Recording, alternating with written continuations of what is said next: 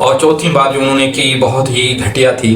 بہت ہی زیادہ گھٹیا اور بہت ہی زیادہ عجیب بات انہوں نے کی۔ انہوں نے کہا کہ ایک معاشرے میں اگر مرد کم ہیں، عورتیں زیادہ ہیں، تو عورت اگر یعنی کہ کسی ایسے مرد کی بیوی بن جائے جس کی آلریڈی دو بیویاں ہوں یا ایک بیوی ہو اور وہ دوسری تیسری بن جائے تو وہ بہت اچھا ہے، اور اگر کوئی عورت کسی شخص کی دوسری تیسری بیوی بننا نہیں چاہتی تو پھر وہ پبلک پراپرٹی ہے، یعنی وہ پھر بازاری عورت ہے، یعنی کہ اس کی پھر کوئی عزت نہیں ہے، وہ پبلک پراپرٹی ہیں، یعنی اس کے ساتھ پھر کوئی کچھ بھی کر سکتا ہے کیونکہ وہ پبلک پراپرٹی ہیں۔ اس نے خود جو ہے وہ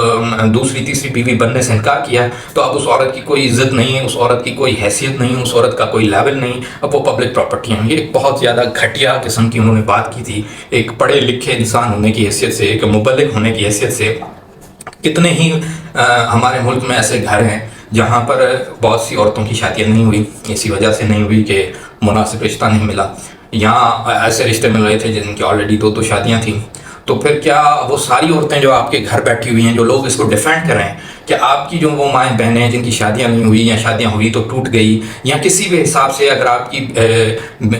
جو ہیں بہنیں، مائیں، بچیاں آپ کے گھر میں بیٹھی ہوئی ہیں، ان کی شادیاں اس وجہ سے نہیں ہو رہی، تو وہ ساری پبلک پراپرٹی ہیں، وہ ساری بازاری عورتیں ہیں، اور پھر وہ بازاری عورتوں سے آپ سمجھ سکتے ہیں کہ کہنے کا مقصد یہ ہے کہ